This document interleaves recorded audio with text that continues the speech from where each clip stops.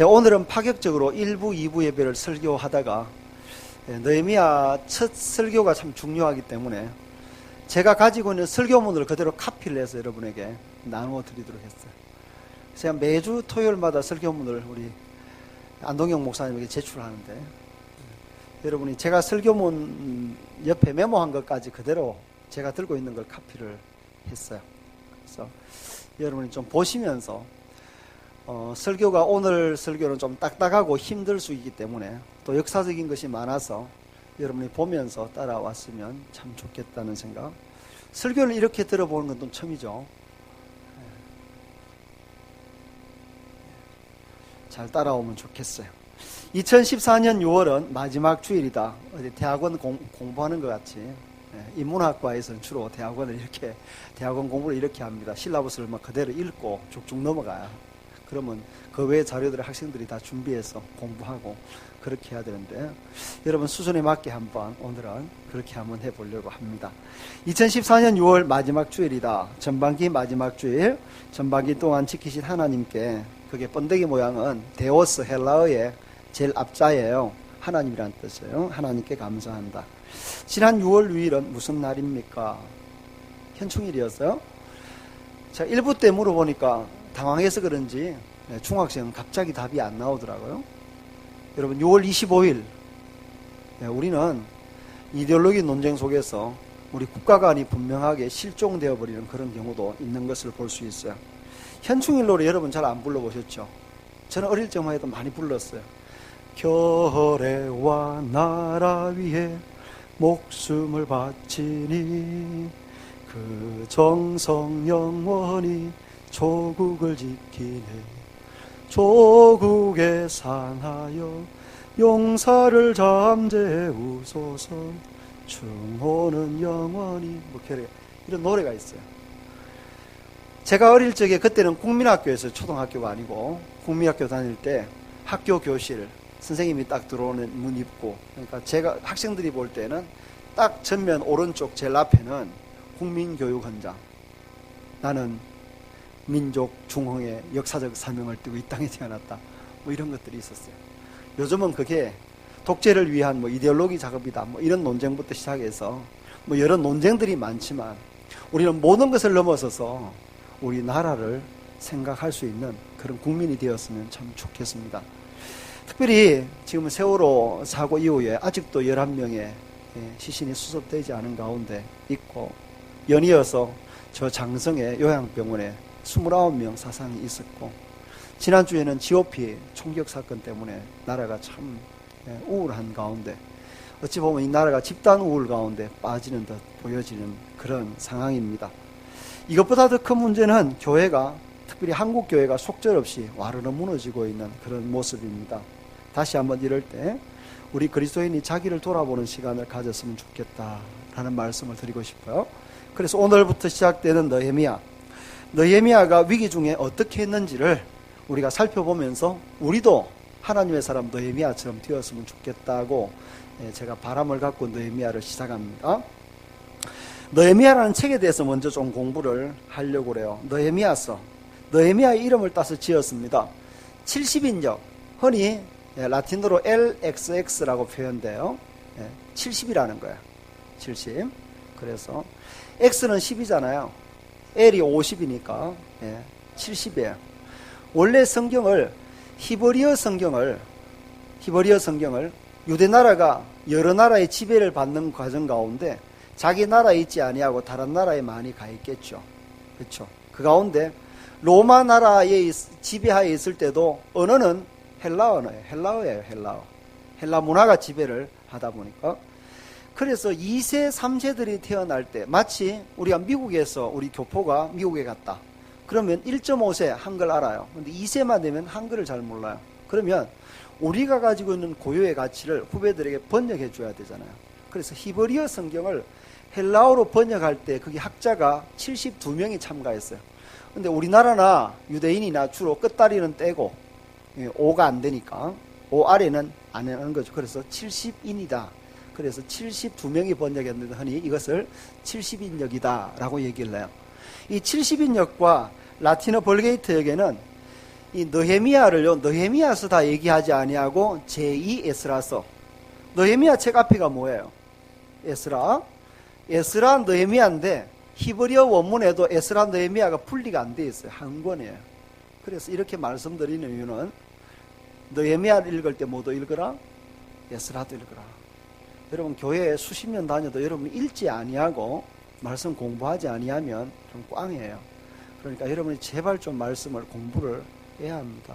한국교회가 이렇게 이단에 밥이 되고 있는 것도 어찌 보면 저는 뭐 자연스러운 일이다 생각해요. 그토록 말씀을 안 보니까 여러분이 꼭 말씀 붙잡는 씨름을 하셔야 돼요. 자, 에스라, 느헤미야, 에스더, 그리고 뒤에 나오는 학개와 스가랴서는 최소한 같이 한꺼번에 읽어야 도움이 될 성경입니다. 저자가 느헤미야예요. 느헤미야. 이름의 뜻이 여호와의 위로. 말씀을 들을 동안 저와 여러분에게 하나님의 위로가 있기를 원한다. 자, 느헤미야가 그랬거든요. 자, 느헤미야는 지금 페르시아 나라에 포로로 끌려가 있습니다. 거기서 하나님의 임재를 경험을 하게 돼요. 또 하나님의 역사를 하게 되는데, 자, 이방 땅에 노예로 포로로 끌려가 있는 사람에게 하나님께서 위로를 주시기 위해서 누굴 세워요? 느헤미야. 그래서 느헤미야의 이름의 뜻이 위로라는 거예요. 하나님의 위로. 그래서 하나님의 위로를 느헤미야가 받고 자기가 받은 위로로서 그 포로에 생활하고 있는 수많은 동족들에게 하나님의 위로를 전하는 거예요. 예수생이 우리도 마찬가지예요. 내가 받지 아니한 은혜를 어떻게 전하겠어요? 그러니까 내가 먼저 하나님의 은혜를 받고 그 은혜를 다른 사람에게 전하는 게 중요합니다.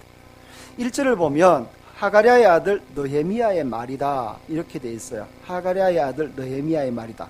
그리고 1절에 내가, 2절에 내 형제들, 또 내가, 3절에 내게 이르되, 계속 1인칭을 쓰고 있어요. 1인칭을. 그러면 이 느헤미야서를 누가 쓴 거라는 거예요? 느헤미야가 쓴 거라는 거예요. 여러분, 이렇게 확실한 주장이 있는데도 불구하고 꼭 수백 가지의 증거가 있어도 부정적으로 보는 사람은 죽어도 부정적으로 봐요. 그래 안 그래요? 정말 긍정적인 사람은 199가지 부정적인, 정말 이번에는 절망할 거야. 그런데도 거기서 긍정적인 걸 찾아서 감사하는 사람이 있는가 하면, 그렇게 감사할 조건이 많은데도 불구하고 굳이 부정적인 걸 찾아서 원망하는 사람이 있어요. 그거는요, 정말 속성이고 기질인 것 같아요. 철저하게 하나님 은혜를 경험하지 못하면 여러분, 사람은 원망하고 불평하다가 광야에서 쓰러지는 게 인생이에요. 이스라엘 백성을 보면 그래요. 그래서 여러분이 하나님의 은혜를 깊이 경험하고 늘 감사하는 은혜가 있기를 바랍니다. 좀 옆으로 갔지만 돌아와서 이번에 제일 끝에 보면 느헤미야는 바사왕, 바사가 페르시아예요. 페르시아 왕 아닥사스다의 수상궁에서 술관원의 직분으로서 영향력 있는 높은 지위에 있었다. 자, 그 다음 때문에 사실 오늘 나누어 드린 거예요. 역사적 배경. 자, 느헤미야 성경이 딱 떨어졌는데 이 느헤미야서가 도무지 성경 전체에서 어디쯤 위치하는지를 봐야 돼요. 자, 여러분에게 나누어 줬으니까 앞을 한번 보세요. 도표를. 도표가. 예. 이스라엘 역사를 잠시 개관하는 거예요. 제가 위에 좀 메모도 해놓았기 때문에 여러분 보면 좀 알 텐데, 지금 창세기, 성경을, 구약 성경을 딱 펴면 창세기가 나와. 창세기 1장에 태초에 하나님이 천지를 창조하셨어요. 6일 동안 창조하시고 7째 날 쉬시고, 창세기 2장에 가면 에덴 동산 만들고 남자와 여자 아담과 하와 만들고, 그리고 3장에 딱 넘어가면 뱀이, 사탄이 아담 하와를 꼬시잖아요. 너 하나님처럼 될 거야, 이거 먹으면. 그래서 타락해요. 그리고 사람이 점점 더 타락하다가 타락이 너무너무 극대화되었을 때 하나님이 도저히 안 되겠다, 이거 썰어버려야 되겠다 라고 결심할 때가 노아 시대였어요. 노아. 그래서 홍수로 온 땅을 심판하시고 노아의 8 식구 구원하셨죠. 사람이 한번 하나님의 심판을 경험하고 나니까 사람은 내가 이제 은혜롭게 잘 살아야지 이렇게 나오는 게 아니라, 죄를 지은 인간이 얼마나 죄인인지 또 어떤 결심을 해요? 이제는 하나님이 우리를 공격해도 우리는 안 흩어져야지. 그리고 뭘 쌓아요? 바벨탑을 쌓아가지고 우리는 절대 흩어짐을 면하자. 그래서 바벨탑을 쌓아요. 그게 창세기 11장 얘기예요. 자, 그리고 11장 끝부분부터 아브라함 얘기가 나와요. 그래서 족장 시대, 아브라함은 그냥 개인이 아니라 한 부족의 족장이에요. 아브라함, 그 아들 이삭, 그 다음에 야곱, 그 다음에 요셉. 이 4명의 족장. 이게 족장 시대예요. 족장 시대 마지막 요셉 때에 국무총리의 가족으로 애굽에 들어가요. 이집트에. 원래는 총리의 가정으로 갔어요. 하나님의 뜻도 원래 종살이 하는 게 아니었어요. 근데 스스로 사람이 노예로 전락해요. 하나님 뜻대로 안 살다 보니까. 430년간 되어서 스스로 나올 힘이 없을 때에 하나님은 누구를 보내세요? 모세를 보내셔서 이집트에서 끌어내는 거야. 그리고 광야 40년 시대를 지나는데 광야 40년 마지막 즈음에 하나님이 모세를 부르시는 거예요. 너는 여기까지. 그리고 후계자를 세워요. 누구? 여호수아를 세워요. 여호수아를 세워가지고 드디어 광야 이후에 가나안 땅에 들어가는 이야기가 여기 포함되어 있어요. 가나안 땅에 들어가서 가나안 땅을 정복하고 12지파에게 분배를 해요. 땅 분배. 여러분 너무 좋아하는 땅을 빼먹어서 죄송해요. 보니까 땅 좋아하는데. 자, 여호수아가 죽고 나서, 자, 모세가 죽고 나서는 여호수아가 있었어요. 여호수아는 모세의 몸종으로 40년 훈련 받았던 사람이에요. 근데 정작 여호수아가 죽고 나니까 여호수아는 후계자를 양성을 못했어요. 그러니까 나라가 어수선하게 혼란스럽게 빠지게 되었어요. 그래서 나온 사람이 하나님이 그 시대를 구원할 만한 사람을 한 사람씩 세우는데 그게 사사예요. 사법권, 입법권, 행정권을 한꺼번에 가진 사람을 사사라고 그래요. 사사. 첫 번째 사사가 온니엘이에요. 그리고 마지막 사사가 사무엘이에요. 온니엘부터 사무엘까지 사사가 14명 정도가 나와요. 14명 정도.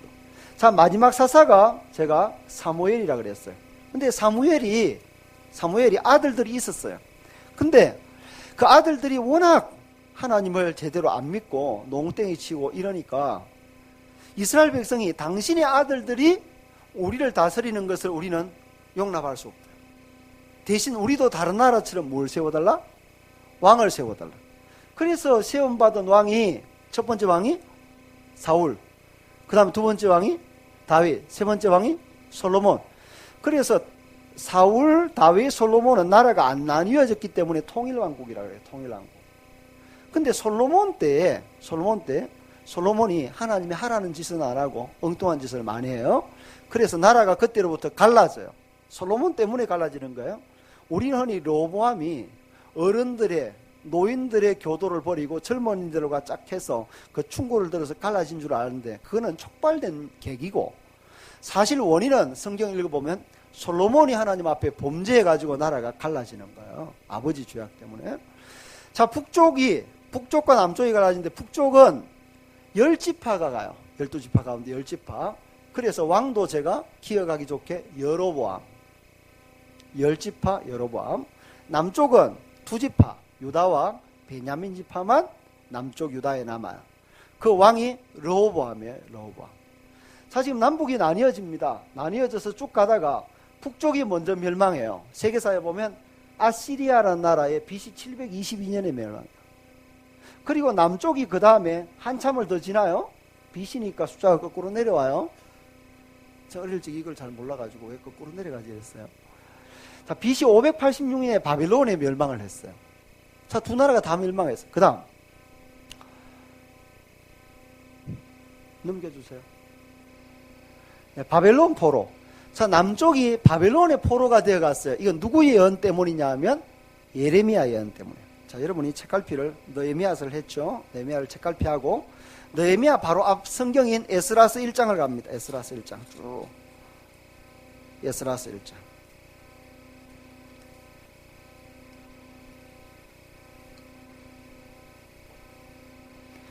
바사왕 고레스 원년에 여호와께서 예레미야 입을 통하여 하신 말씀을 이루게 하시려고. 그러니까 예레미야서가 무려 52장 되는데 또 길어요. 그러니까 예레미야의 입을 통해서 하신 말의 핵심이 뭐냐 하면 너희가 하나님을 버리고 우상을 숭배했기 때문에 내가 너희를 버려서 바벨론의 포로가 되게 하겠다 이 얘기예요. 자, 그래서 바벨론 포로를 70년 동안 포로 생활을 해요. 70년 동안 포로 생활을 할 때에 잡혀갔던 사람이 다니엘의 세 친구 사드락, 메삭, 아벳느고 이런 사람이 잡혀간 거예요. 그리고 우리가 그동안 6월 달에 새벽기도 때 매일 봤던 다니엘서 우리가 공부했죠. 그죠? 다니엘의 세 친구 또 다니엘이 환상 보고 뭐 이런 내용들을 쭉 이게 다니엘서에서 살펴봤어요.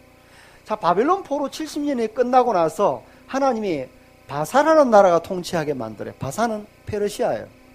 페르시아. 이 나라는 좀 따로 빼서 봅니다. 그 다음에 이 페르시아가 멸망할 즈음에 이 헬라라는 나라, 이 마케도니아가 통치하는데, 그때 유명한 왕이 세계사에 땅 정복형, 우리나라의 광개토 대왕처럼 땅 따먹기의 1인자였던 알렉산더 대왕. 33세에 지중해 북쪽, 지중해 동서쪽, 남쪽을 다 지중해 나라를 완전히 장악을 했던 어마어마한 왕이 알렉산더였어요. 알렉산더의 선생님이 아리스토텔레스입니다. 그러니까 이 사람은 그냥 단순하게 힘만 센 사람이 아니라 엄청난 철학을 한 지략가이기도 해요. 대단한 사람이에요. 그래서 지금 나중에 로마가 통치할 때도 문화는 헬라 문화예요. 그 정도로 이 헬라의 알렉산더 영향이 컸어요. 근데 이 사람이 너무 열심히 땅 따먹기 하고 공부도 열심히 하다 보니까 갑자기 비명행사했어요. 갑자기 죽게 됐어요. 갑자기 죽고 나니까 아들에게도 물려주지 못하고 신하 둘이가 통치하는데, 셀레우코스는 사실 프톨레미의 신하였어요. 근데 이 두 신하가, 프톨레미는 지중해 남쪽, 지중해보다 더 중요한 기준은 뭐냐면, 저기 남쪽이라고 할 때 기준은 이스라엘이에요. 이스라엘로 봤을 때 남쪽, 이스라엘로 봤을 때 북쪽. 자, 남쪽은요 애굽이잖아요. 그래서 다니엘에서 11장 같은 데 보면 남방왕과 북방왕이 막 싸워요. 그때 남방왕이 프톨레미 왕조예요. 처음에는 팔레스타인, 이스라엘이 프톨레미 왕조에 속해 있어요. 지배를 받아요. 그러다가 나중에 북쪽 왕이 수리아를 중심으로 다스리는 셀레우코스가 힘이 훨씬 강해지니까 이 셀레우코스의 통치를 받아요. 근데 이 셀레우코스의 여러 왕 가운데 보면 항상 이 꼴통들이 있잖아요. 꼴통들. 우리가 살다 봐도 지독한 놈이 있잖아요. 안티오코스 1세, 2세, 3세, 안티오코스 4세 에피파네스라는 사람이 정말로 악한 사람이에요. 악한 사람. 어느 정도로 악했냐 하면, 자, 문화가 헬라 문화라 그랬어요. 이 프톨레미나 셀레우코스도 헬라 나라의 신하들이었어요. 그러니까 모든 나라들을 헬라화 하는데 집중하겠죠. 그렇죠. 일본 애들도 우리를 식민 지배할 때 어떻게 해요? 단발령 내리고, 그리고 창씨 개명하고 이름 바꾸고 자기 나라 사람으로 만들고, 그리고 막 황제에게 신상에 숭배하게 하고 이런 일을 하잖아요. 이런 것은 그 나라의 속국으로 만들기 위한 하나의 정책이거든요. 그런 정책을 펴려고 팔레스타인에 와보니까 유대나라 사람들은 마음이요 막 견고하게 묶여 있어요. 뭐 때문에? 성전 때문에. 어디를 가든지 성전을 짓고 그 성전 중심으로 생활하고 흐트러지지 않아요. 여러분, 지금 제가 미국에 가도, 제가 미국에 몇 주 있을 동안, 몇 달 있을 동안 보니까요, 뉴저지에 보니까 유대인들이 모여 있는 곳이 있어요. 거기는요 토요일 날 애들이 공도 안 차요. 장난감도 안 가지고 놀아요. 지금도. 그러니까 유대 사회는 율법과 성전이라는 이 두 가지가 얼마나 중요한지, 세계 어디 떨어뜨려 놓아도 지금 유대인들은요 여전히 안식일 지키고, 여전히 안식일 날 딴짓 안 하고 밥도 안 지어요. 대단한 민족이에요. 그래서 안티오코스 4세 에피파네스가 무슨 계획을 하냐면, 저 성전을 박살내야 얘들을 돌릴 수 있겠다. 그래서 성전에다가 뭘 하냐 하면 제우스 신상을 성전에다 차려버려요. 그리고 유대인들이 제일 혐오하는 짐승이 돼지거든요. 탕자의 비유에 제가 돼지 우리 나오는 게 이유가 있다고 그랬죠. 돼지를 잡아가지고 피를 성전에 뿌려버려요. 성전에. 그리고 군인들이 군합발을 신고 막 성전을 막 짓밟아요. 여러분은 별로 뭐 신앙이 투철하지 않으니까 우리 교회에 막 정경들이 들어와서 군합발로 짓밟는다든지, 막 여기에다가 막 다른 단군 신상을 세운다든지, 그래도 뭐 별로 뭐 그럴 수도 있겠지, 이럴지 몰라요. 근데 유대인들은 안 그래요. 그럴 때가 되면 자기 목숨을 걸어버리는 거예요. 차라리 내가 죽었으면 죽었지 이런 일이 있을 수 없다. 그래서 모두 다 골기하는 거죠. 그 골기. 마치 3.1운동이 일어나듯이 골기에서 마카비 혁명을 일으켜요. 그래서 독립국가로 100년을 유지하게 됩니다. 100년을. 근데 100년이 사실 상당히 긴 시간이잖아요. 100년을 유지하는데 거기에 암세포 같은 이 첩자가 끼어 있는, 그 첩자가 에돔의 후손인 헤롯 계열. 그래서 나중에 유대 지역을 로마의 팔레스타인이 로마의 속국이 되었을 때 유대 지역을 누가 다스려요? 헤롯 왕가가 다스리는 거예요. 헤롯 가문이 로마와 밀통해 가지고 지금 마카비 왕조를 무너뜨려요. 독립왕국. 자기 나라 팔아먹는 놈들이죠. 마치 친일파들처럼. 요런 일이 벌어졌더라는. 그래서 지금 여기까지 왔어요. 마카비 혁명, 로마의 속국이 되었어요. 예수님이 태어날 때는 BC 63년이 아니라 BC 한 3년 요 정도 예수님이 태어나시거든요. 그리고 유대인의 반란. 유대인이 AD 66년에 반란을 하고 로마의 디도 장군이 출정식을 벌여서 유대인들을 싹쓸이하죠. 그게 이제 마시다 유적지라든지 이런 유적지예요. 그리고 성전 벽이 한쪽만 남잖아요. 제가 팔레스타인에 안 가봐서 저는 성지순례 안 가봤기 때문에 거기에 통곡이에요. 지금도 기도 제목 꽂아서 넣고 막 거기서 통곡하고 울고 자기 나라의 회복을 기다리고 뭐 이런 그 역사가 저 슬픈 역사예요. 자, 여기까지 봤습니다. 그 다음 장을 한번 보세요. 뒷면에 있어요. 양면 복사가 됐으니까 조금 더 구체적으로 설명해 보자. 자, 이제 바사 제국의 통치를 따로 지금 빼서 제가 설명을 해 놓았어요. 자, 우선 빨리 보면 예루살렘 1차 기환이 있어요. BC 537년에 고레서. 이 고레서가 아까 보면 에스라 1장 1절에 바사왕 고레서 원년에. 자, 고레서라는 사람이 헬라를 딱 통치할 때에 유대인들은 다 어디로 돌아가라? 고국으로 돌아가라. 고국으로. 이 고국으로 다는 아니지만 그때 당시에 49,897명을 돌려보내요. 세계사에는 이 장면이 어떻게 나와 있냐면, 세계사에는 아니 예를 들면 일본이 우리나라 사람들 일본으로 끌고 갔어. 그냥 돌려보낼까요? 돌려보내는 이유가 있어요. 이 헬라가 아니죠. 이 페르시아가 너무 많은 나라들을 지배하니까 자기 나라 사람들이 다 다스릴 수 없어요. 그러니까 원래 그 지역 사람을 그 지역으로 일부분만 돌려보내는 거야. 그리고 총독을 파견하는 거죠. 그리고 그 총독이 그곳을 관할하면서 세금을 바치게 만드는 거야. 세금을. 이해하시겠어요? 마치 일본 사람들이 우리나라 관리들이 파견되어서 우리나라 사람을 억압하고 세금 갈취해 가는 것처럼 그런 지금 구도예요. 그러니까 고레스는 칙령을 내릴 때에 유대인들을 유대 땅에 어느 정도 이주시키고 거기에 뭘 더 지어줘요? 환심을 사기 위해 성전도 지을 수 있는 돈을 주고 그리고 세금을 받을 목적으로 보냈는데 하나님의 생각은 뭐예요? 하나님은 자기 백성을 해방시키기 위해서 누구를 사용하는 거예요? 고레스를 사용하는 거예요. 이 이야기가 이사야 45장에 나오는 거예요. 나의 목자, 내가 쓰는 고레스라고 표현을 하고 있습니다. 고레스를 사용해서 지금 1차의 포로에서 돌아와요. 그때의 총독이 누구였냐면 스룹바벨이에요. 그래서 이때 돌아와서 하는 일이 성전을 재건을 해요. 이 성전은 왜요? 바벨론 처음에 포로가 될 때에 예루살렘도 다 무너지고 그리고 성전도 불탔어요. 그때 성전이 무슨 성전? 솔로몬 성전. 솔로몬이 지었던 첫 번째 성전이니까 이 성전은 두 번째 성전이에요. 그래서 제2성전이라 그러고 총독이 스룹바벨이었기 때문에 스룹바벨 성전이라고 해요. 하나님의 교회는 이런데 스룹바벨 성교 이런 게 있어요. 그 이단들이에요. 스룹바벨 이름을 써먹으면서 교묘하게 이제 자기의 교리를 심어요. 그래서 요 성전은 스룹바벨 성전이다 이름을 붙이면 다른 말로 제2성전이다. 근데 이 성전을 짓는데 쉬운 일이 아니에요. 자, 에스라 4장을 가봐요. 에스라 4장 1절 사로잡혔던 자들의 자손이 이스라엘의 하나님 여호와의 성전을 건축한 다음을 유다와 베냐민의 대적이 듣고, 자, 아까 남쪽 유다의 두 지파 누구라고요? 유다 베냐민 여기 나와 있잖아요. 그러니까 남쪽 유다의 대적이 들었어요. 남쪽 유다의 대적이 어디예요? 북쪽 10지파. 그 북쪽 10지파의 수도가 어디예요? 사마리아예요. 그래서 사마리아 사람들이, 자, 포로로 잡혀갔던 유대인들이 본토로 돌아왔어요. 성전 지어. 그러니까 누가 소외가 되죠?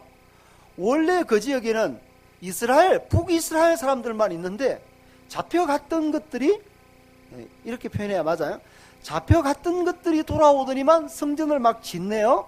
그러니까 주도권 싸움에서 밀려날 듯 하니까 이 사마리아 사람들이 와요. 와서 뭐라고 하냐면 우리가 성전을 함께 지었으면 좋겠다 이렇게 말했어요. 근데 함께 지었으면 되는데 유대 사람들이 싫어. 왜요? 너희는 민족의 순수성을 잃어버렸기 때문이다 이렇게 말해요. 사마리아라는 단어가 혼혈이라는 뜻이에요. 마치 우리나라가 청나라, 명나라, 일본 뭐 이렇게 지배를 받듯이 여러 나라의 지배를 받으면 청나라의 문화, 일본 나라의 문화 이 잡탕이 되는 거예요. 잡탕이. 사실 우리나라 역사는 참 아픈 역사. 여기저기에 우리가 지금 이렇게 갈기갈기 싸울 게 아니에요. 이 다 아픈 흔적들이 있는 거거든요. 그 흔적들이 사마리아에게 있으니까 민족의 순수성을 잃어버린 너희와 같이 그것도 가장 거룩한 성전을 지을 수 없다 하고 배척한 거예요. 그러니까 이것 봐라. 그러니까 좋은 뜻으로 물러나서 가만히 있겠어요? 열나가지고 이 사마리아 사람들이 계속 방해하는 게 성전을 못 짓게. 그래서 15년간 무려 중단이 돼요.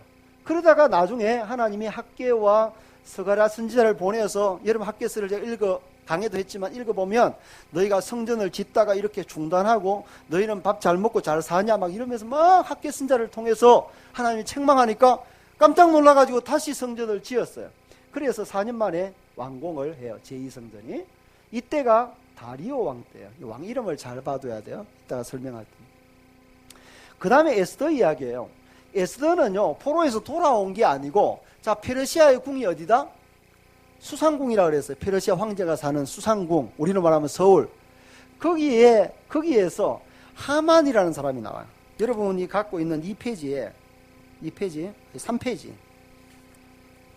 3페이지 보면 방해는 이것으로 끝나지 않았다 이러면서 다리오 왕을 이은 아하수에로 왕이 집권한 뒤에 파사 제국의 관리들의 업무가 다시 시작되었다. 그 업무의 핵심에는 하만이라는 사람, 우리가 알겠죠? 하만이라는 사람이 얼마나 교만해져 가지고 지금 눈뜨고 모르드게를 볼 수가 없는 거예요. 모르드게는 유대에서 잡혀온 사람인데 잡혀온 사람이 높은 고위관직에 앉아 있으니까 눈뜨고 볼 수가 없어요. 그래서 이걸 죽이려고 생각을 하는 거죠. 그래서 몰래 꾸미는 작전을. 그래서 자기 집에 아주 높은 장대를 달아놓고 호시탐탐 이 모르드게와 그리고 모르드게의 민족인 유다 사람을 다 죽이려고 칙령을 막 곳곳으로 다 이미 보냈어요. 왕을 속여가지고 조서를 꾸며서. 근데 이 상황을 누가 알아요? 모르드게가 알아요. 그리고 자기 민족을 구원하는 거죠. 이 불임절이라는 것은 이 페르시아 사람들로부터 유대나라가 구원받고 나서 구원에 감사해서 하나님 앞에 드린 절기가 불임절이에요. 여기까지만 하고 뒤에 좀 더 설명하겠습니다. 그 다음에 세 번째. 자, 2차 기환을 해요. 2차 기환은 아닥사스다 왕 때 있다는 거 기억해. 아닥사스다. 이름도 어렵지만 아닥사스다 1세, 2세, 3세가 있는데 1세 때 돌아와요. 이 아닥사스는 아수에로의 아들입니다. 아수에로 왕이. 근데 아수에로가 누구냐? 이 에스더서에 나오는 애게요. 누구예요? 아수에로는 에스더의 남편이잖아요. 에스더의 남편. 다시 말하면 아닥사스다 1세는 그 어머니가 에스더라는 말이에요. 물론 친어머니는 아니에요. 계모죠. 네. 그러니까 이 2차로 포로에서 귀환할 때에 리더십을 가진 사람이 에스라인데 에스라가 고국으로 돌아올 수 있도록 뒤에서 영향력을 행사한 사람이 누구예요? 에스더라는 걸 알 수 있어요. 에스더의 영향 아래에서 아닥사스다가 보내줘요. 그리고 그 다음에 3차로 돌아와요. 3차에 돌아오는 사람이 드디어 느헤미야예요. 느헤미야. 이 느헤미야도 아닥사스다 왕 오늘 읽었잖아요. 20년. 지금 에스라는 아닥사스다 왕 7년. 그러니까 에스라가 돌아온 뒤에 13년 만에 또 사람을 이끌고 고국으로 돌아온다는 것. 자, 여기까지 하고 다시 2페이지로 여러분 돌아와서 조금 더 구체적으로 설명해 보자. 1차에 걸쳐 귀환한 백성들 총독 스룹바벨이 성전을 재건했다. 에스라 1장 1절 제가 아까 소개했어요. 바사왕 고레스 원년에 여호와께서 예레미야의 입을 통하여 하신 말씀을 이루게 하시려고 바사왕 고레스의 마음을 감동시켰어요.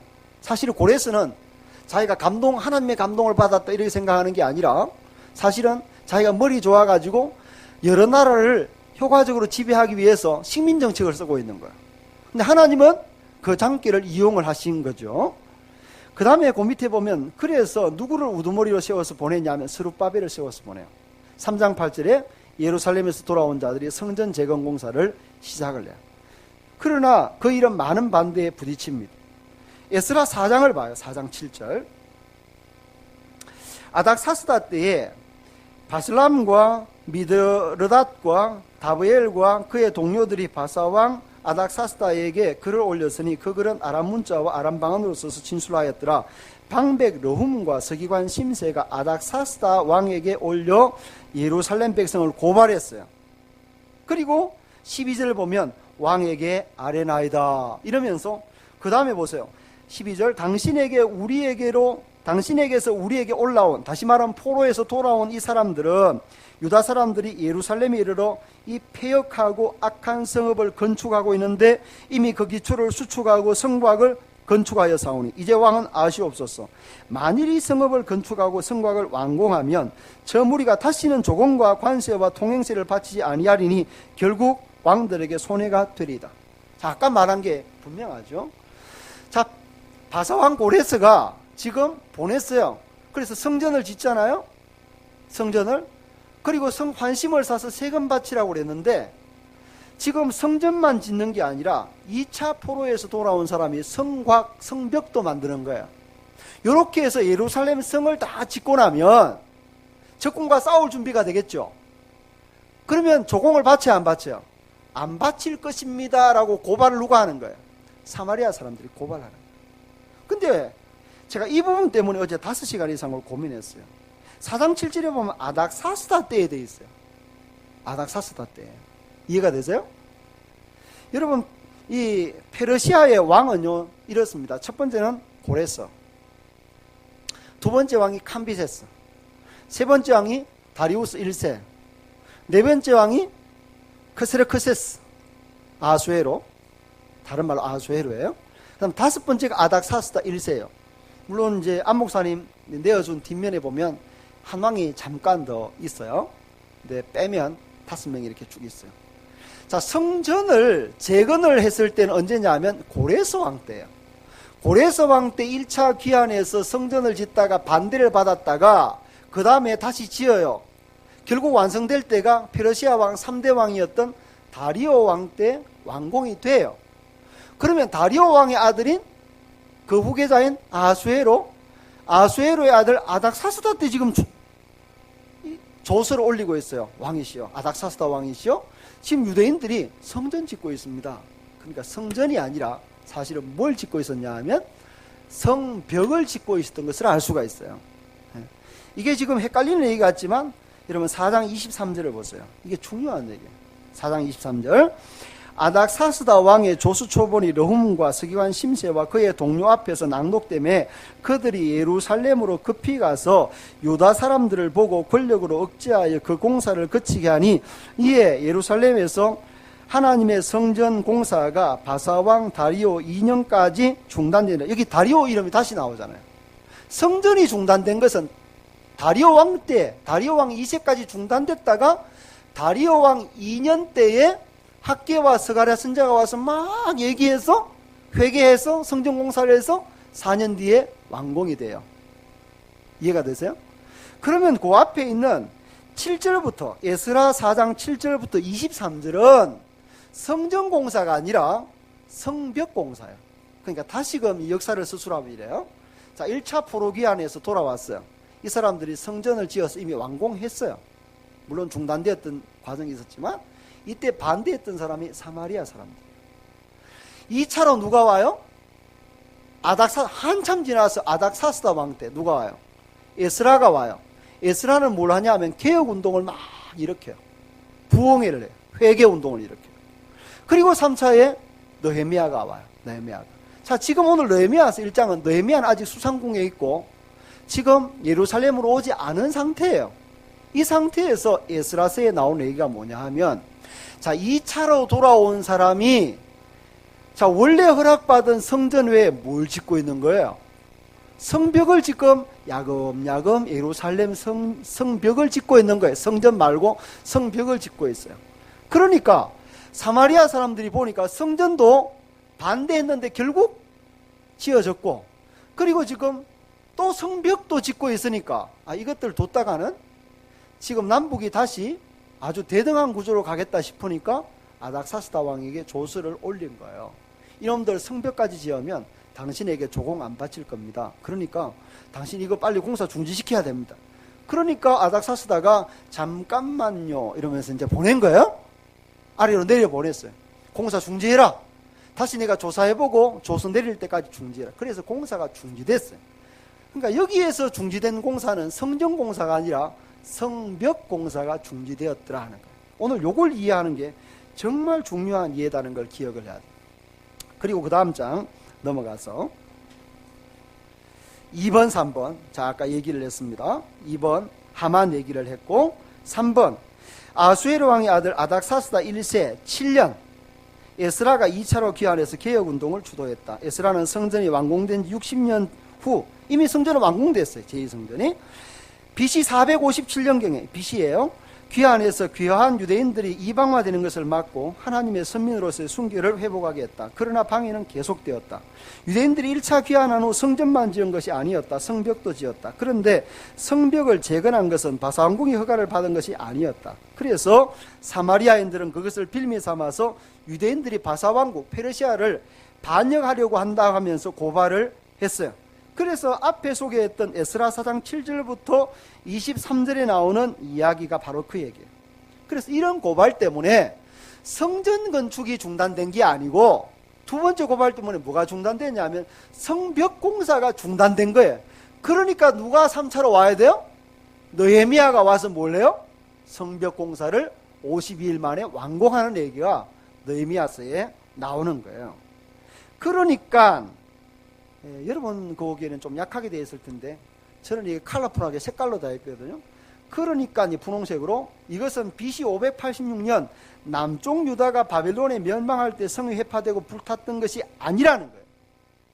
이건 포로기에서 돌아왔던 2차로 돌아왔던 사람들이 1차에 돌아온 사람과 함께 성벽을 건축하다가 사마리아 사람들의 방해 때문에 그 벽이 성벽 건축이 중단되고 다시 막 불지르고 다시 부수고 해서 회파된 사건을 얘기를 하고 있더라는 거예요. 이해가 됐어요?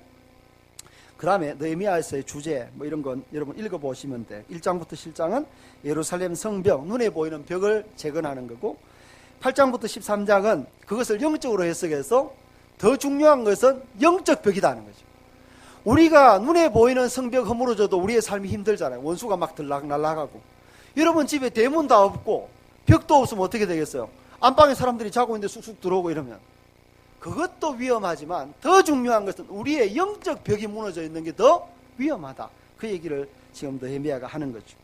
느헤미야의 관심사 5번에 보면 두 가지, 하나는 성벽 재건이고 하나는 율법을 되찾아서 율법을 재해석해서 이 사람들, 이 백성이 하나님의 백성으로 하나님의 선민으로 다시 세우는 것, 이게 느헤미야서의 목적이에요. 느헤미야의 개혁이 성공한 이유가 요시야의 개혁과 대조해서 설명하는데 요시야의 개혁이나 느헤미야의 개혁이나 둘 다 위로부터 왕이 개혁하는 거예요. 그리고 둘 다 하나님의 약속의 기초에서 개혁하는 거예요. 근데 요시야 왕의 개혁은 실패하고 느헤미야의 개혁은 성공해요. 왜냐하면 이 요시야 왕의 계획은 자기 머리에만 있었어요. 왕의 머리에만. 근데 느헤미야는 여러분 읽어보면 이제 알겠지만 느헤미야는 가장 천민도, 가장 연약한 백성도 모두 다 이 개혁에 동참시켜요. 그러니까 느헤미야의 계획이 성공하는 거예요. 그리고 7번은 여러분에게 팁으로 주는 거예요. 이제 사실 6번, 7번, 4, 5, 6, 7번은 1, 2부 때 바빠서 안 했던 거예요. 안 했던 거. 자, 7번을 다시 보면 이건 김진홍 목사님이 예전에 했었던 거래요. 요즘 김진홍 목사님 평판이 안 좋아서 좀 어려움을 겪고 있지만 예전에는 한때 잘 나갔던 분이에요. 새벽을 깨우리라 이런 책을 썼던 또 한국의 청계천의 대부였던 사람입니다. 쉽게 볼 사람은 아니에요. 대단한 사람이고 제 철학과 선배예요. 이분이 느헤미야 강에 썼던 것을 보고 제가 좀 정리한 건데 느헤미야의 개혁이 성공했던 이유 5가지. 첫 번째는요, 그가 기도로 시작했고 기도로 마쳤어요. 여러분 느헤미야서 읽어보면 느헤미야가 순간순간 계속 기도해요. 어려움이 오면 기도하고, 대적이 오면 기도하고, 힘든 일이 있으면 기도하고, 자금이 부족하면 기도하고, 계속 기도해요. 그래서 승리해요. 두 번째 원인이 뭐다고? 말씀 중심의 개혁을 해요. 자기 뜻이 아니라 하나님의 뜻대로 움직여요. 하나님께 자꾸 물어보고 하나님의 뜻대로. 세 번째, 혼자서 일하지 아니하고 팀워크를 이루어서 일해요. 느헤미야는 홀로 일하지 아니하고 빈부귀천, 남녀노소 모두 개혁에 동참하게 해요. 네 번째, 느헤미야는 자기가 솔선수범해요. 그렇죠? 총독이 먹을 수 있는 것들을 백성들과 같이 막 나누어 먹어요. 그리고 총독으로 와도 땅 사지 않아요. 우리나라 보세요. 여당이든지 야당이든지 야당도 똑같아요. 지금 안 해먹어서 그렇지. 몇 년 해먹고 나면요, 똑같이 어떻게 재산이 그렇게 빨리 붙는지 참 신기해요. 여의도만 가시면 재산이 급증가하는 거예요. 급증가. 어떻게 땅값 오르는 데를 그렇게 잘 아시는지. 국토부 같은 데 들어가가지고 미리 개발될 거 다 빼내가지고 그게 요지에다 몇 년 전부터 땅 사놓고 뭐 이런 일들. 그래서 여러분 느헤미야서 읽어보면 느헤미야가 뭐라고 얘기하냐면 나는 총독으로 재직할 동안 땅 안 샀다는 거죠. 재산 안 늘렸다는 거죠. 그리고 많은 사람들을 내 상에 불러서 함께 먹었다 이런 얘기를 합니다. 느헤미야의 계획이 성공했던 이유가 바로 솔선수범. 제가 그래서 적어놓았어요. 돌격 앞으로. 이건 우리나라 구호였어요. 우리나라 군대.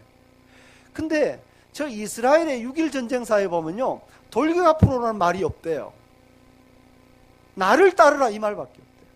그래서 우리나라 6.25 때는요, 학도병이 제일 많이 죽었고, 유대의 이스라엘의 6.1 전쟁사, 7.1 전쟁사라고 하는데 거기는요, 장교들이 제일 많이 죽었대요. 이 나라가 너무 대조되잖아요. 여러분 느헤미야처럼 이런 사람이 필요해요. 나를 따르라 이런 사람이 필요해요. 앞장서서 헌신하는 그런 사람. 그 다음에 철저하게 준비하고 끈기 있게 실천합니다. 읽어보시면 느헤미야가 얼마나 철저한 사람인 것을 알 수가 있어요. 자, 본론으로 들어가서 좀 정리를 하려고 합니다. 자, 느헤미야는 어떤 사람이냐? 바사 왕인 아닥사스다 1세에 술 시중 드는 사람이었어요. 그의 임무는 왕에게 술을 건네기 전에 왕의 술잔에 술을 맛보는 것이다. 독극물 검사하는 거예요. 예를 들면 후배가 선배 먼저 무엇을 먹으면서 선배에게 가끔 이제 장난하잖아요. 선배님 제가 혹시 이 독극물 들은지 검사해보고 이러면서 홀짝 마시잖아요. 한 방 맞기도 하고 그러지만, 근데 그런 차원이 아니고 고대에는 상대편의 적장을 암살하기 위해서 이 잔가에다가 독을 발라요. 그리고 잔 안에 독을 넣어요. 독살하잖아요. 다시 생각해보면 느헤미야는 유대 나라에서 포로로 끌려와서 지금 수상궁에 있는 사람이에요. 자기 나라 사람이 아니라고요. 페르시아 왕의 술잔을 맡았다. 이것은요, 이건 보통 신뢰가 아니라 엄청 신뢰를 받아야 가능한 일이에요. 이러면 안중근처럼 그냥 빵 하고 쏴 죽일 수도 있잖아요. 적장인데, 우리나라를 침입한 사람인데. 근데 맡겨요. 무슨 얘기를 하려고 하냐면, 지금 느헤미야가 왕에게 얼마나 신임을 입었는지, 이렇게 대단한 사람이 어떻게 살았는지를 오늘 본문이 얘기하는 거예요. 자, 느헤미야가 당한 문제가 뭘까? 느헤미야가 아닥사스다 왕의 술관원으로 있던 어느 날 그는 한 소식을 접하게 돼요. 소식이 어디서 온 거예요? 자기 고국인 예루살렘에서 왔어요. 이스라엘 백성들은 오매불망 자기 고국을 그리면서 생활했습니다. 다니엘도 그랬어요. 지금 자기가 바빌론의 포로로 잡혀왔습니다. 거기서 아주 유명한 넘버 1, 2, 3에 들어가는 아주 총리와 같은 사람이 되었어요. 자기 먹고 사는데 아무 지장 없어요. 근데 다니엘도 하루에 3번씩 어떻게 해요? 예루살렘 성전을 향해서 창문을 열고 하루에 3번씩 기도해요. 여러분, 우리 이런 마음이 있어요? 하나님의 나라를 위해서 요즘도 뭐 한국 교회가 어떠니 저떠니 그러고 한국 사회가 어떠니 저떠니 그러면서 여러분, 이 한국이라는 우리 조국 땅을 위해서, 이 무너져가는 한국 교회를 위해서 여러분 한 번이라도 눈물을 흘리며 기도하거나 일주일에 몇 번이라도 생수 교회를 향해서, 생수 예배당을 향해서 혹시 기도해 본 적 있으세요?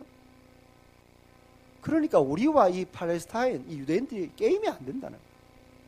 포로로 잡혀가서 자기가 월등하게 잘 살고 고위관직에 있으면서도 이들은요, 고위관직에서도 그 권력에 도취하지 아니하고 민족을 생각하고 단순히 그 민족이 아니라 넘어서서 하나님의 언약의 백성인 것을 잊어버리지 않았어요. 우리가 예수생이에요. 하나님의 백성이에요. 우리가 어떤 권력이나 어떤 위치에 있든지 우리가 이것을 잊어버리면 안 되는 겁니다. 근데 고국 땅에서 드디어 소식이 왔어요. 소식을 누가 가지고 온 거예요? 하나니, 자기 동생이, 친동생이 가지고 왔어요. 가지고 온 소식이 뭐예요? 세 번째 3절 같이 읽습니다. 그들이 내게 이르되 사로잡힘을 면하고 남아있는 자들이 그 지방 거기에서 큰 환난을 당하고 능욕을 받으며 예루살렘 성은 허물어지고 성문들은 불탔다 하는지라. 이 얘기를 들은 거예요. 제가 예전에 전도사 때 이 느헤미야를 설교하면서 이 부분을 얼마나 감동 있게, 얼마나 스릴 있게, 얼마나 눈물 쏙 빼게 설교를 했는지 몰라요. 근데 잘못한 거예요. 이번에 보니까. 그때 이 부분이 어떻게 해석했냐 하면 그 지방에 큰 환난을 당하고 능욕을 받고 예루살렘 성은 허물어지고 성문은 불탔어요. 자, 예루살렘 성이 허물어지고 불탔다 하면 당장 뭐가 생각되냐 하면 남쪽 유다가 처음 BC 586년에 바벨론에 멸망할 때 그때 성이 불타고 성전이 불타고 성전 그릇을 다 가져가고 그리고 완전히 쑥대밭이 되었어요. 그 폐허더미 위에서 너무 가슴 아파서 자기 망한 나라를 보고 슬픈 노래를 지어서 부른 노래가 예레미야 예가거든. 제가 그때 예레미야 예가 1장 1절부터 쭉 소개해가면서 눈물 빼면서 설교를 했다고. 근데 와서 보니까 거짓말이네. 그러니까 그 얘기가 아니더라고. 제가 어제도요, 주석책에는 이게 잘 설명을 안 해놓아요. 또 주석을 좀 상세하게 이렇게 어느 왕인지 설명해 두면 좋은데 그렇지 않았더라는 거죠. 그래서 IBF 성경사전부터 시작해서 성경 파노라마 책들 다 막 끄집어내놓고 혼자 막 씨름을 10시 반까지 씨름을 했고 11시 퇴근했거든요. 여러분 이 얘기가 그게 아니고 아까 소개한 것처럼 요거는 그때 얘기가 아니고 자 성전을 자 포로가 이미 바벨론 포로로 갔어요. 바벨론은 망하고 그 다음 나라인 페르시아 왕 때 1차로 돌아와서 성전 지었어요. 2차로 돌아와서 성전 다 짓고 나서 뭘 지었다? 성벽을 짓고 있는데 옆에서 고발고소해서 이게 중단된 상태에서 느헤미야는 그때 수상궁에 페르시아에 있는 거죠. 자, 불타고 공사가 중지되고 성벽 짓는 것이 막 와서 원수들이 허물고 이랬겠죠. 그냥 둔 게 아니겠죠. 그러니까 자, 성전을 다 지었는데 성벽을 짓는 사람들 일부분이 이 페르시아를 반역한다고 고발했으니까 이 반역자들이 어떻게 됐을까요? 페르시아로 압송당했을 거 아니에요. 압송당했는 사람 중에 다시 해보니까 누가 있어? 자기 동생 하나니가 있어요. 하나니에게 야 어찌된 일이냐? 예루살렘에 무슨 일이 있냐? 예루살렘 도무지 어떻게 됐냐? 물으니까 형 지금 예루살렘이 이렇게 성전 짓고 나서 성벽 건축하다가 우리가 고발고소 당해서 이런 어려움을 당하고 있다. 성벽도 불타고 지금 아주 형편이 안 좋다. 이러니까 이 느헤미야가요 막 가슴 아파서 막 우는 거예요. 금식하는 거예요. 이건 다음 시간에 4절부터 나오니까 너무 가슴 아파. 제가 웃으면서 얘기하지만 이건 진짜 너무너무 느헤미야가 가슴 아파하는 거예요. 오늘 그 얘기예요. 그 얘기. 예루살렘 성은 허물어지고 성문들은 불탔다 하는지라 라고 얘기를 했습니다. 마치 이것은 이런 거죠. 자, 우리나라가 일본 치하에 있다가 독립운동을 막 벌이잖아요. 상해 임시정부도 만들고 막 열심히 이제 드디어 임시정부도 만들고 좀 하는 듯 싶었는데 고기 속에 첩자가 있어가지고 일본에게 꼬질려가지고 일본 순사들이 막 현장을 급습해가지고 또 끌어가고 이러면 얼마나 가슴 아프겠어요. 비통한 심정으로 울지 않겠어요? 그게 바로 지금 느헤미야의 심정이다. 이렇게 이해를 하면 되겠습니다. 세 번째, 왜 성이 무너진 것이 문제가 되느냐? 성은 한 나라의 주권을 상징한다. 만리장성 이런 거 그렇잖아요. 남한산성 비통한 역사지만 성을 왜 지어요? 자국민을 보호하고 그 안에서 안전하게 생활하기 위해서 성을 지어요. 보호받지 못하고 인권도 없고 미래도 없어요. 성이 없으면 원수의 공격에 항상 노출되게 됩니다. 그래서 BC 586년 이때 성이 멸망할 때도 예레미야가 울었다 제가 얘기를 했잖아요. 결론 그 다음 장. 오늘 본문은 느헤미야가 예루살렘에 대한 소식을 접하면서부터 일어난 반응을 소개하고 있다. 그는 고국에 관심을 기울이고 있었다. 어떻게 보면 자기의 문제가 아닌 것이다. 이제 자기는 잘 먹고 잘 살게 되었다. 이국 땅에 와서 출세한 사람이었다. 그는 남부럽지 않게 살 수 있었다. 그러나 그는 고국의 문제를 자기의 문제로 여겼다. 그럼 우리의 관심은 무엇인가? 늘 먹고 마시는 문제를 넘어서 내 자식, 내 가정을 넘어서 하나님 나라에 대한 관심이 있느냐 없느냐는 거죠. 여러분 느헤미야가 자기를 위해 살 것 같으면 이런 고민할 필요가 없어요. 자기 지금 출세했는데 7, 8을 출세하듯이 얼마든지 떵떵거리고 얼마든지 잘 먹고 잘 살 수 있을 거 아니에요. 아무런 걱정 없어요. 오늘 느헤미야를 통해 배울 것이 있다.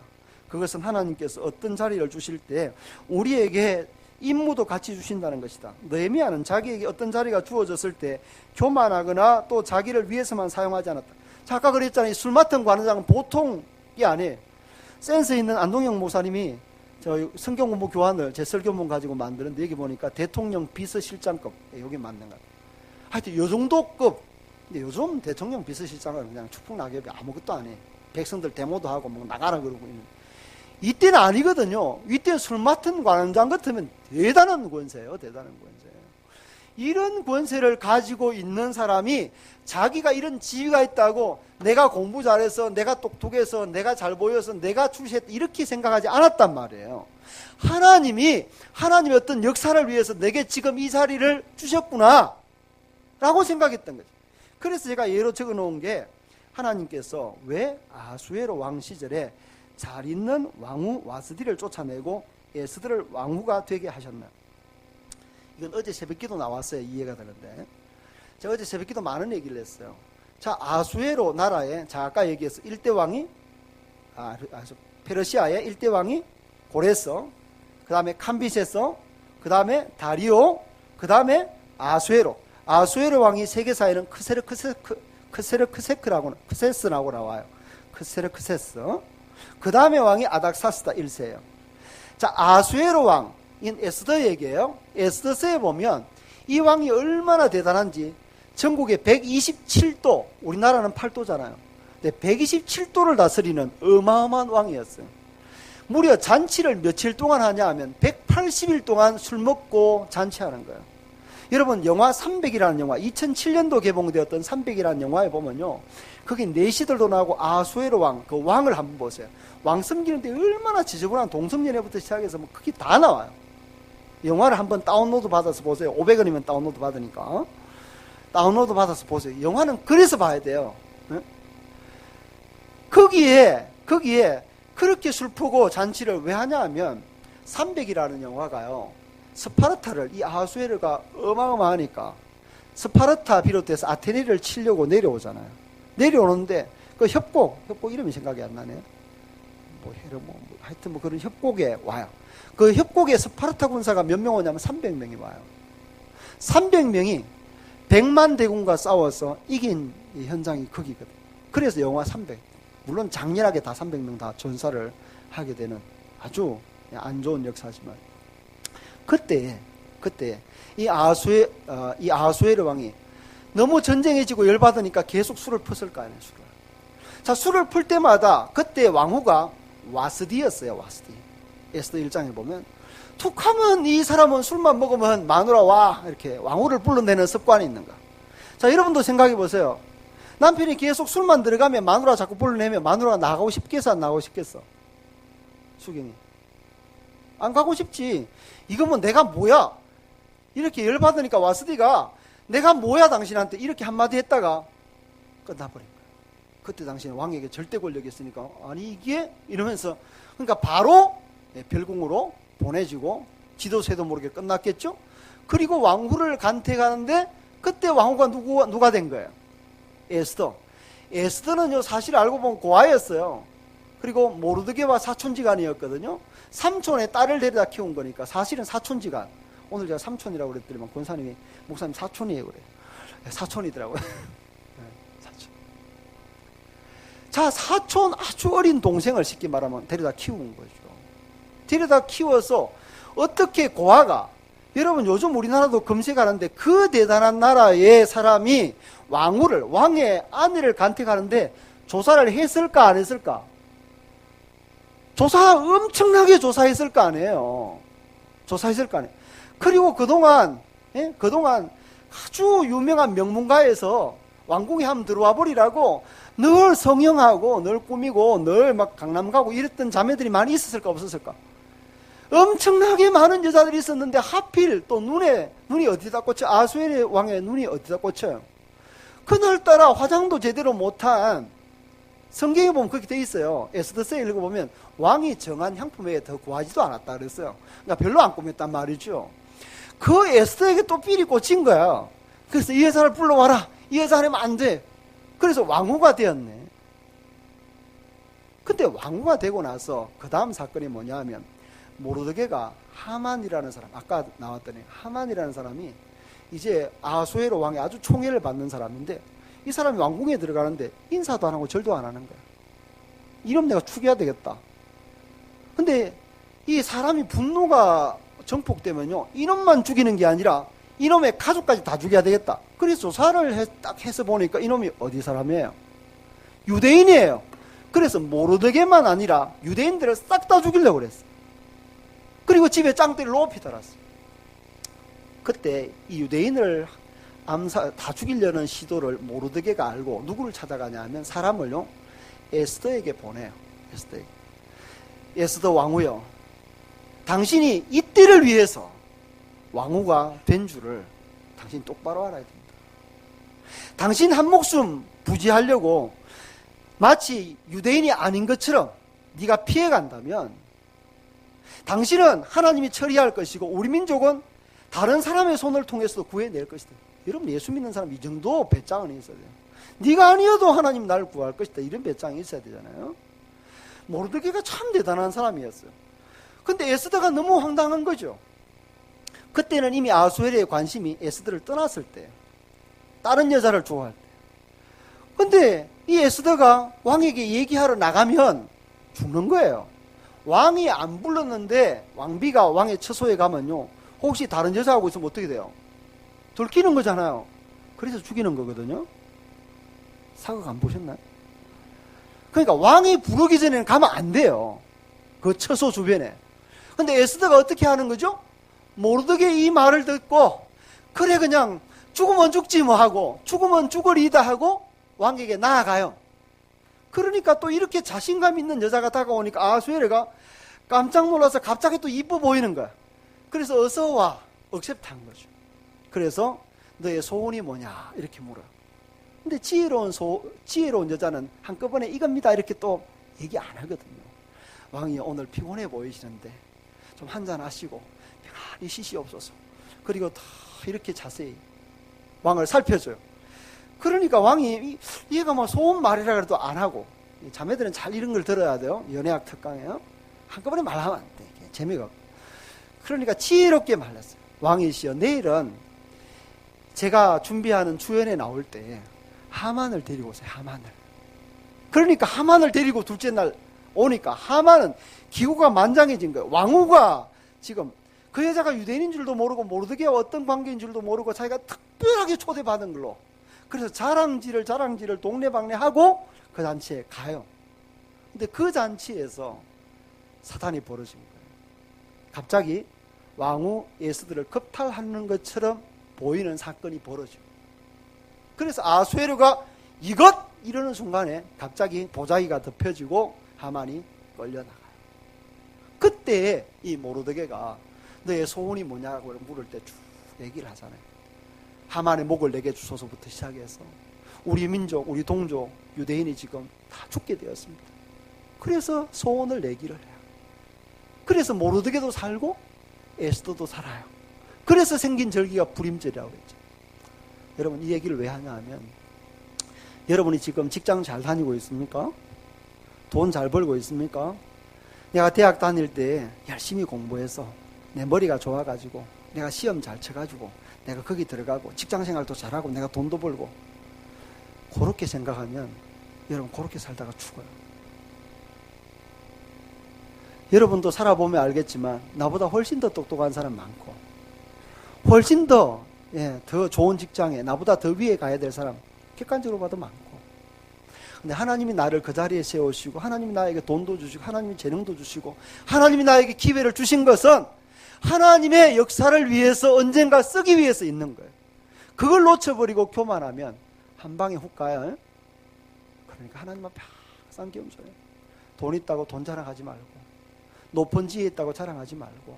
저는 그런 사람들 보면 참 불쌍해 보여요. 호중 못 났으면 교회 와서 돈 자랑하고, 호중 못 났으면 교회에서 어떤 자기 직장에서 뭐 어떤 위치에 있는 거 자랑하고, 불쌍해 보여요. 네? 곧 이 땅이 끝나고 주의 나라가 임할 텐데 그 영광스러운 나라에 우리가 들어가야 될 사람이 금 조금 했다고 막 이렇게 막 금반지에서 이렇게 막 필요가 없어요. 가방 또 가방 들고 있는 사람 제가 뭐라 그런 게 아니고, 그게 목적이 되면 안 돼. 인생의 목적이 되면. 겨우 남자들 막 차 좀 좋은 거, 그 다음에 집 좀 평수 넓히는 거, 화장실 3개 있는지. 그래도 어차피 한 곳에서 쌓아요, 그냥. 인생의 목적이 겨우 이 세상 사람들이 가지는 목적을 못 벗어나면 어떻게 되겠냐는 거죠. 그러니까 하나님이 우리에게 위치를 주셨을 때 제발 그것을 하나님의 일을 위해서, 하나님의 역사를 위해서 내가 있어야 된다. 오늘 느헤미야도 마찬가지다. 어떻게 보면 자기는 나몰라라 하고 뒤로 자기 편한 삶을 살 수도 있었다. 그리고 이 일이 누가 봐도 불가능한 일이기에 지금 자기가 수상궁에 있는데 돌아와가지고 유대 나라에 여기서 뭔가 하는 게 불가능한 일이에요. 근데 굳이 거기 가려고 하는 게 뭐겠어요? 여기 수상궁에 있으면서 포로로 잡혀오는 하나님, 포로로 잡혀오는 사람들 뒤나 좀 봐주고, 그냥 감옥에 밥이나 좀 제대로 넣어주고, 그리고 몰래 빼낼 수 있으면 좀 몇 명 빼내주고, 이러면 신들러 리스트가 되는 거 아니에요? 그래 해도 칭찬 받을 텐데 하나님의 일에 자기의 목을 내어놓은 느헤미야는 하나님 역사에 자기를 헌신했어요. 적용, 나는 어떤 사람인가? 나는 지금 어떤 위치에 있고 다른 사람에 비해 어떤 특권을 누리고 있나? 우리 집이 좀 살만하고 내가 공부를 잘하고 좋은 대학에 들어가 있고 좋은 직장에 들어가서 돈 잘 벌고 괜찮게 살고 있는가? 이런 특권을 왜 주셨느냐 하는 것이다. 우리는 그 특권을 무엇을 위해 사용하고 있나? 내 야망과 내 방탕한 쾌락을 위해 사용하고 있지는 않나? 특히 우리나라를 보면서 우리는 어떠한 그리스도인으로 살아가고 있는지를 질문해야 돼. 느헤미야는 정말 하나님의 사람이었다. 제목을 제가 하나님의 사람 느헤미야 잡았어요. 느헤미야를 공부하면서 하나님의 사람 느헤미야를 배우는 시간이 되기를 소원한다. 자, 오늘 1, 2부 예배 때 3부를 좀 길게 하겠다고 제가 얘기를 했기 때문에 오늘 상당히 길게 한 건데, 그래서 제가 책임감을 가지고 제 설교문 원고를 그대로, 쉽지 않아요. 여러분 해보면 카피해서 그대로 내어드린 거니까 여러분이 1강은 버리지 말고, 제가 속상할 거예요. 우리 복사비도 엄청 들여가지고 지금 교육자들이 막 복사해가지고 호스케치 찍어가지고 내줬는데, 여러분이 가고 나서 밑에 막 굴러다니고 이러면 막 제 속이 상할 거 아니에요. 이걸 가지고 와서 여러분 또 읽어보고 또 읽어보면서 에스라, 느헤미야, 에스더, 학개, 스가랴 이 5권을 한꺼번에 좀 읽으면서 여러분 앞으로 느헤미야 강의를 좀 더 잘 준비한 은혜가 있기를 축복합니다. 잘 일어나셔서 같이